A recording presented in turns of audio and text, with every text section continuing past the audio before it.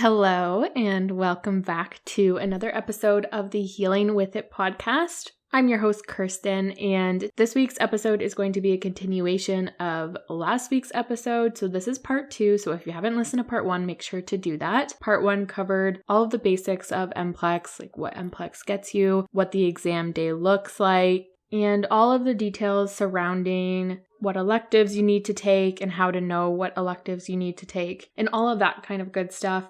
And today's episode is going to be more around your questions. A lot of questions were about how to prepare for the exam, what resources to use, how long I studied for. And so I'm going to answer all of these questions in today's episode. But of course, you know we need to do the mindful moment of the week first. My mindful moment this week was surrounding my caffeine consumption. So ever since I wrote board exams in the summer, I feel like I've been very reliant on caffeine, especially having more than 1 cup a day, and especially having coffee after 2 p.m., which I always preach as a big no-no, but yet I still do it myself. And so while I'm definitely not perfect, and I definitely have not stopped caffeine completely or even stopped consuming caffeine after 2 p.m., I have been a bit more mindful this week of when I am consuming my coffee and on the days where I know that I probably don't need to consume as much coffee as I had been. And so there have been some days where I have actually just been mindful, noticed that I'm feeling a bit more anxious or my sleep schedule has been off, then that instead of having a whole cup of coffee, I'm going to have a tea instead. Even if it was a caffeinated tea, I still reduced my caffeine consumption and made a smarter choice. And it might seem small, but it does make a big impact because then I'm able to sleep better and have quality sleep and sleep faster. And then I'm able to allow my body to process my day and really allow myself to heal physically and mentally while I'm sleeping, because sleep is so important for so many different things. And so that's my mindful moment of the week. So without further ado, let's get into today's episode. So let's start with the question of how long I studied for the exam. And for me personally, I started studying about 2.5 months ahead of the exam, and I found that this was a good amount of time. There were times where I maybe felt a little bit more stressed and thought maybe I could give myself just a tiny bit more time, and maybe I could have started a couple weeks earlier, but at the end of the day, I passed and I felt like I was still able to fit everything in, just the same with the 2.5 months. So the exam was at the beginning of August of 2023, and I started studying mid-May of 2023. And so that was about 2.5 months. And this is going to vary for everyone. At the end of the day, it is really up to you and what you feel is going to suit your study style and your study schedule, especially if you're working. For me personally, I was not working while I did this exam, and so that allowed me to really have that freedom to spend most of my days studying. Whereas if you have a job and you know that you're not going to be able to fit everything into your day, then I would recommend that maybe you study a bit more. And this is going to kind of bring me into another topic of starting with your study schedule. And so what I did is I created a Notion planner. So if you haven't used Notion, Notion is a planning app online, and they probably have an app for the phone as well. But I like to use it online, and I just use their calendar feature personally, and I just laid out all the topics that I needed to go through. So when you sign up for NPLEX, you're going to get your PDF document of all the topics, all the stuff that you need to know. And this can be really overwhelming. And I would say like the first couple of weeks are always a learning curve, and they're always going to be a bit more overwhelming. And your study schedule is probably going to change and evolve as you go. But what I personally did was I took all the topics and I put them into my Notion calendar, and I broke them down based on how much of that topic will be on the exam. For instance, cardiovascular is one of the highest topics. And so that was one of the first systems I studied, because I find that the cardiovascular system can be very complex. There's a lot more topics and conditions that just take a little bit more time to really understand and comprehend. So I knew that if I studied this section first, I was going to be able to review it more and understand it best. And honestly, I feel like that was one of my best performed sections. I felt like I knew that stuff really well. So I would definitely consider starting with the topics that you feel least confident with first, but also taking into consideration the topics that are going to be the most important and most frequent on the exam. Like, you really don't want to prioritize something that's 4% on the exam when there's things that are 12% on the exam. So I would start with those higher percentage topics. Those are usually more the complex topics anyways, and then work your way down and really fit that into the schedule. So really look at how much time you think you'll need. For me, that looked like having about 2 topics per week until the last few weeks leading up to the exam when I only had 1 topic. And for those weeks, I allowed myself maybe some topics that were less frequent on the exam, but at the same time, maybe were a little bit more complex for me to understand. And so I made sure to leave a full week for those ones. Then, of course, I left about 2 weeks at the end of my study schedule for just reviewing, which I think is super important. I mean, I was reviewing as I went, but I will say that it is important to have weeks where you're not learning any new material and you're able to just kind of take everything in to really assess what you need to spend more time doing and what stuff you definitely know and can probably not study as much. So that is how I would personally figure out how long you need to study. Again, everybody is so different. For me, it is that 2.5 months I think is enough time. You don't want to overdo it. I wouldn't recommend studying for, 4 months because then you start to get into too much depth, I think. But I do think that it is valuable to give yourself that time. And if you are working a full-time job, then maybe 4 months is just right for you. And that's it. It's a very individual thing. So do what feels best for you. But mine was 2.5 months and I felt like that was a good amount of time. My days were really scheduled by going through the conditions at the beginning of the day for whatever topic I was doing. I use Anki, which are cue cards. It's a downloadable app onto your computer, and I think they also have an app for the phone, and you can just go through and create cue cards for your topics, and it's spaced repetition. So at the end of every single question that you answer, you're going to assess how frequently you need to see that question again. So for instance, if there's a question and you just cannot get the answer, you're probably going to keep saying that I want to see that in the next minute or the next 2 minutes or whatever until you start to really understand it and get that question right. And then you can stop seeing it as frequently until, maybe you're seeing it every 5 days, every week, every month. And then for the questions and cards that you just can answer right away and okay, this is super easy, then maybe you see those every 2 weeks. So it's really going to help you understand what your weaknesses are and to work on those, because obviously that's what you want to spend most of your time on. If there's topics that you just naturally get better, then you don't need to spend as much time on that. And that's the thing, is everyone's so different. Everyone has topics they feel more familiar with, and that's just kind of how it goes.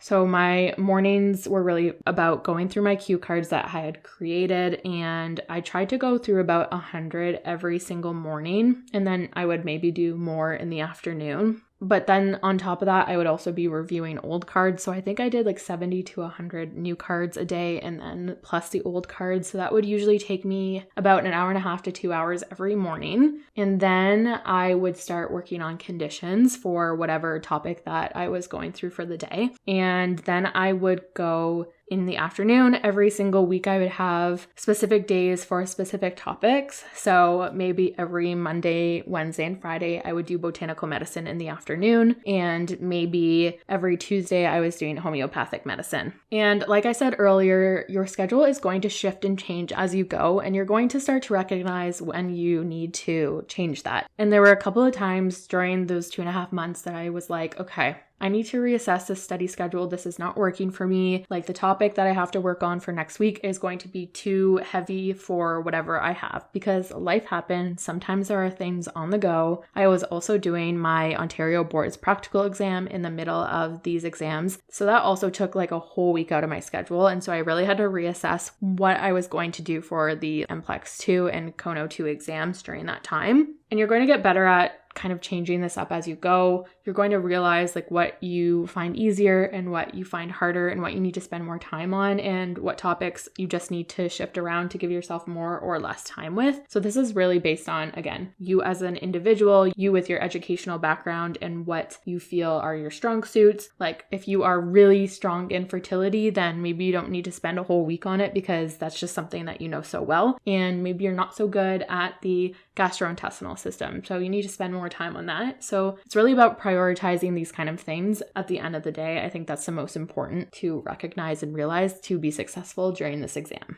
I also get a lot of questions from people about if you're able to work during these exams, and I would say absolutely. Everybody has different obligations, and it is just not possible for a lot of people to not be able to work during these exams. I know I am super lucky to have had that ability, but I know that is not the reality for a lot of people. And I know people who passed who are working during the week, and I know people who failed who were not working, and I know a mix of kind of both. So it's really just very individual. It's just, again, about making that study schedule that works for you and making sure you do that early on and ahead of time. Like, you should be making your schedule before you start your studies, like a week before or so, just to make sure you have it down pat and you can kind of mentally prepare for what's to come during your studies.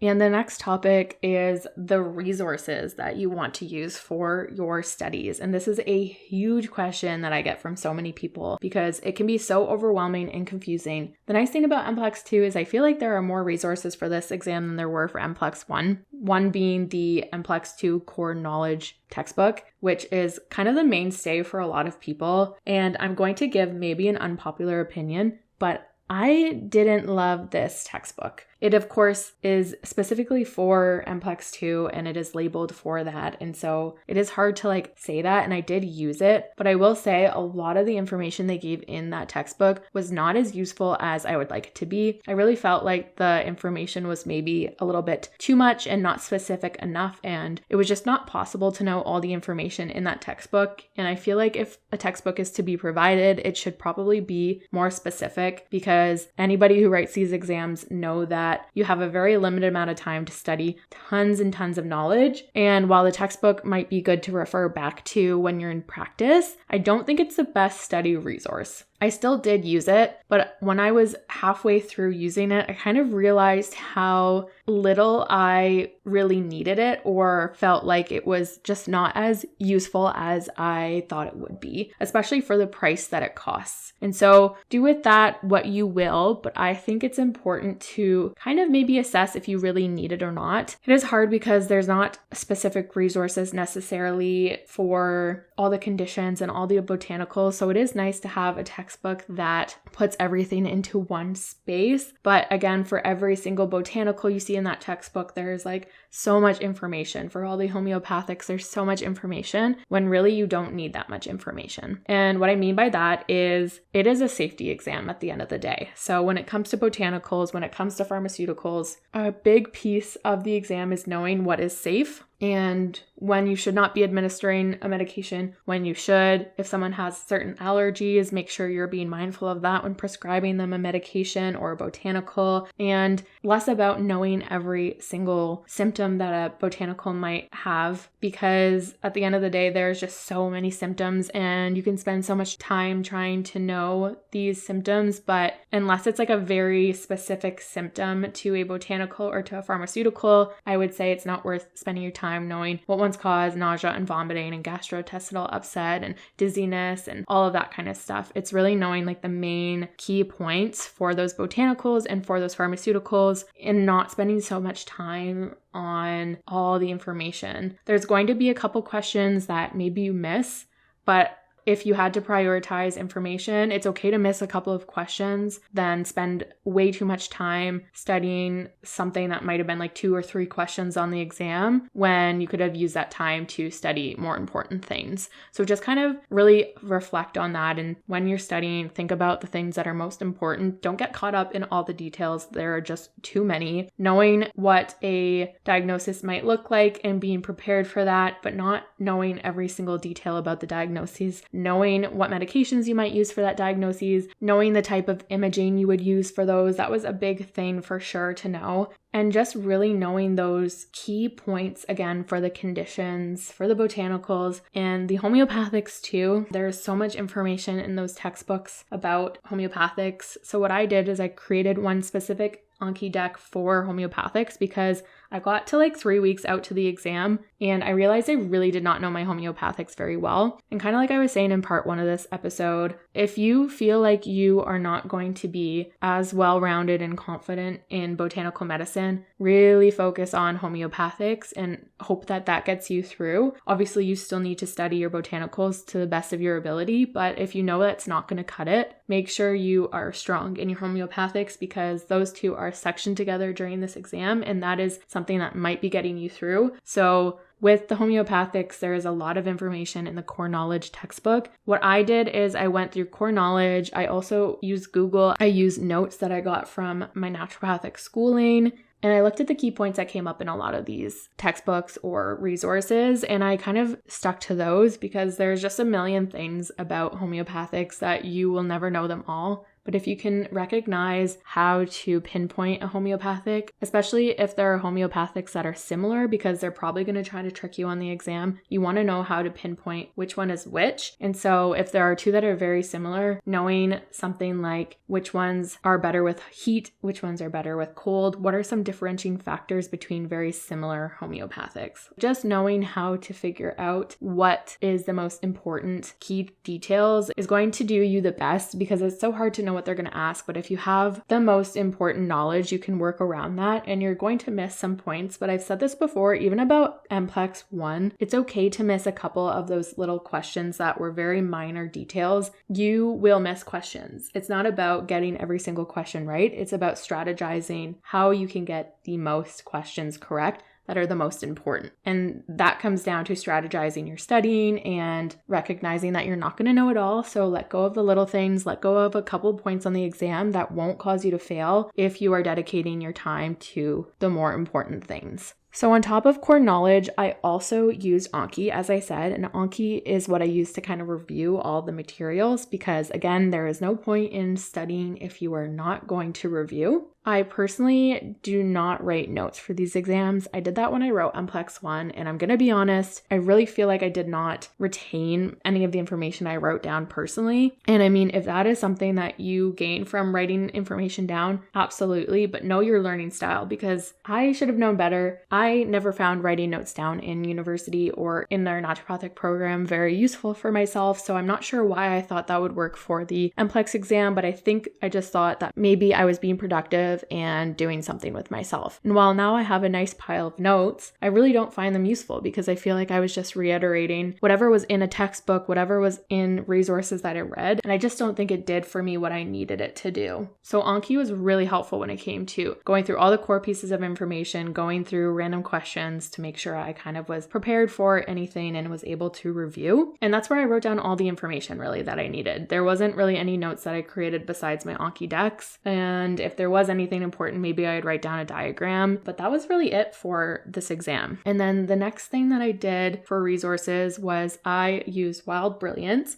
and Board Vitals to do review questions. And I really felt like this was helpful for both NPLEX 1 and NPLEX 2. Being able to put yourself in that exam scenario and answer case-based questions is the most important thing. You might notice that maybe the questions weren't super similar or weren't the same, or none of those questions came up on the exam, and that's pretty normal, but you might notice that you understand how to strategize questions and read the questions better. So I would advise that you at least get this resource for a 1 month ahead of the exam, 3 months if possible, to just spend time reviewing and understanding how to go through the cases, how to strategize the cases, how they ask questions, because it's not always about the content, but what the practice exams kind of give you and the skill set that you'll have, because again, these exams are very strategy based. So knowing how to answer questions and knowing why you got questions wrong or why certain distractors or how to pinpoint certain distractors in questions, like this is all very, very important stuff, because it is about strategy.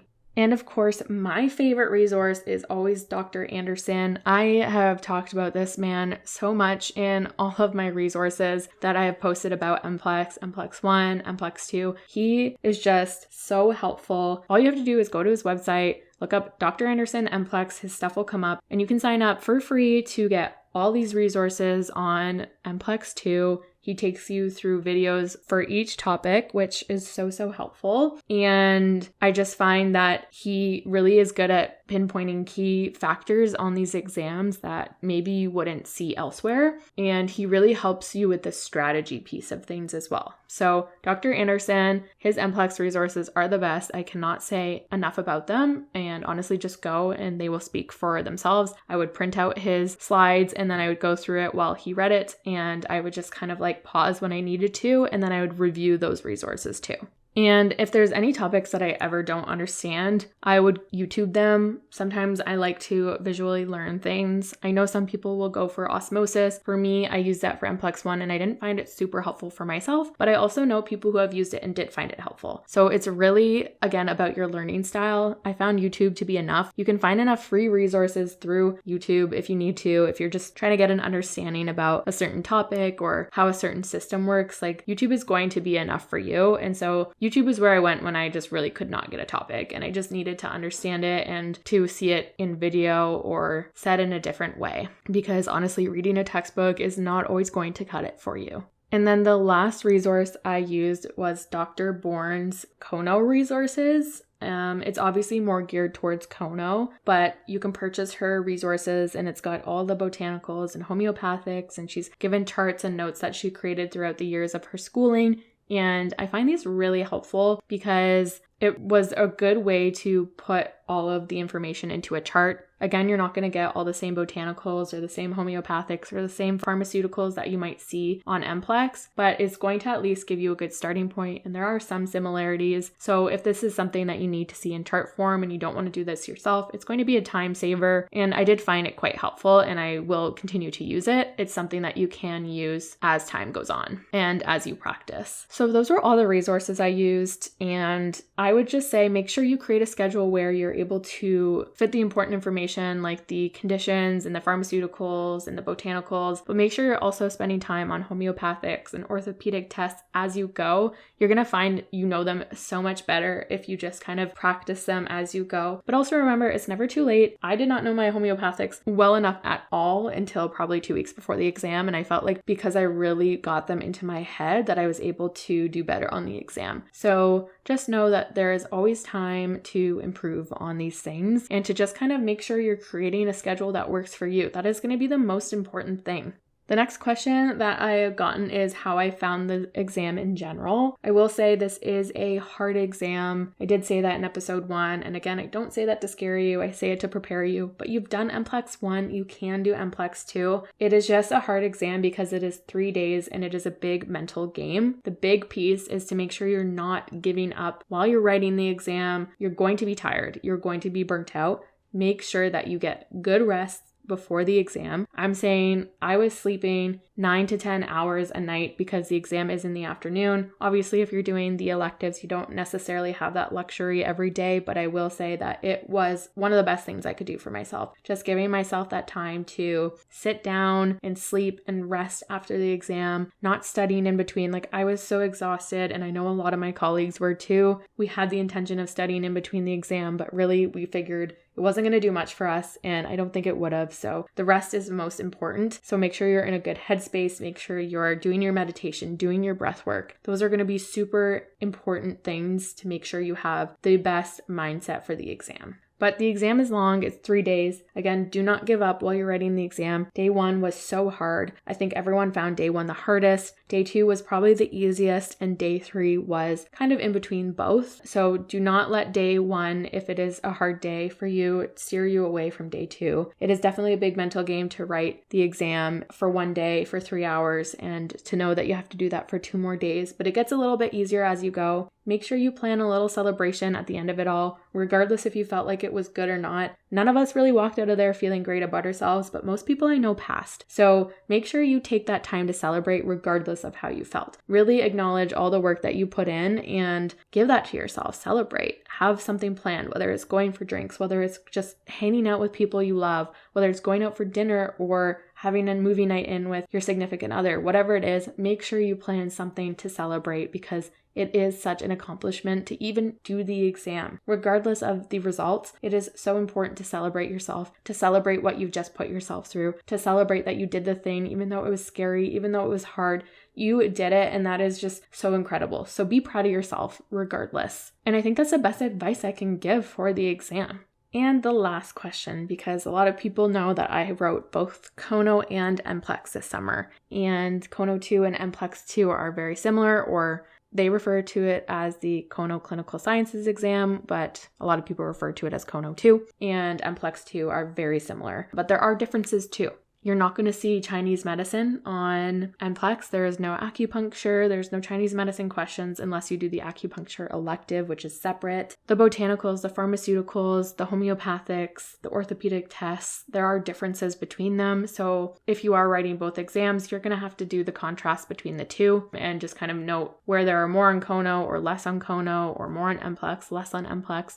Just make sure you're comparing if you're doing both of them. There are differences. So it does make it a little bit tougher because it adds to the list of the things that you really need to know, but it is definitely doable because overall it is a relatively similar exam. But the differences between NPLEX and CONO 2 and how they're administered is that NPLEX 2 is a 3-day exam in person, and CONO 2 is a 1-day, 3-hour exam that is written online. And I found this to be quite different. You don't spend as much time filling out a Scantron for CONO 2, and that maybe is helpful, but I didn't necessarily love the layout. I really like to have a physical copy of the exam in front of me. I like to make notes. They don't allow you to do that. They have like a little notepad online for the exam, but it's not the same as having like a notepad in front of you to write down things. You can't like cross out letters, if you're like trying to cross out questions and you're choosing between two, you can't do that. And for me, I found it difficult to kind of visualize that. So I felt like that made it harder, and it was nice to do it from home. I will say it was definitely more comfortable. And once you're done, you don't have to drive anywhere. You just kind of get to rest and relax. So that is definitely a nice part. And it's nice that it's just one day. CONO 2 is also only 200 questions, whereas NPLEX 2 is 400 questions. So it is literally half the size for this exam,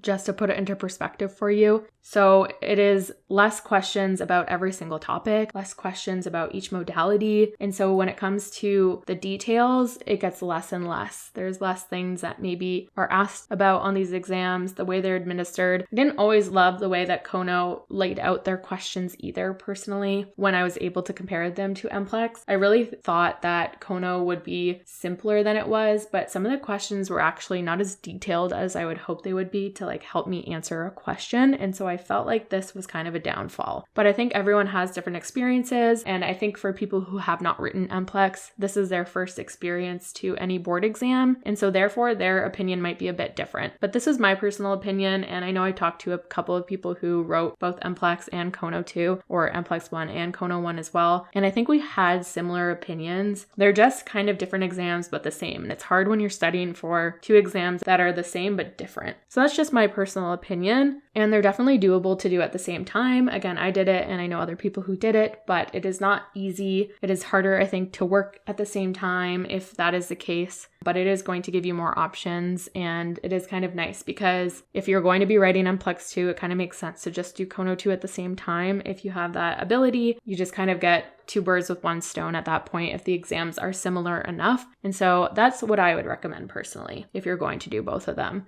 But if you feel like you need a slower pace, do them at different times. Again, everyone is so different. Everyone is so individual. And this exam, again, is just very dependent on who you are as a person and what works best for you, what your learning style is like, and what you need. So I think that is all the questions about this exam. But of course, if you have any particular questions, you can always reach out to me on my socials. You can send me a DM through my Instagram, which you can find down below. I hope this episode was helpful. I hope you learned something. I hope this helped break down what NPLEX 2 kind of looks like without obviously giving away any of the material, but just helping with how to study for the exam because it can be so overwhelming. Make sure you take that time to make that schedule. It is so important and you're going to be thankful you did it. Know that it will be overwhelming at first, but if you find the right schedule, you can make it less overwhelming and more doable. And make sure to take care of yourself. Like truly take care of yourself. I really tried to take weekends off as much as possible when I studied for this exam. And I found that this was very, very helpful just for my mental health, my mental well-being. I think it just was super necessary to do so. And if there was a day that I just was not feeling it, I was okay with taking a step back. And I recognized that was going to help me more in the future. So if you have any days where you're just not up to it, because in a span of 2.5 months, there's going to be at least one day where you are not feeling good,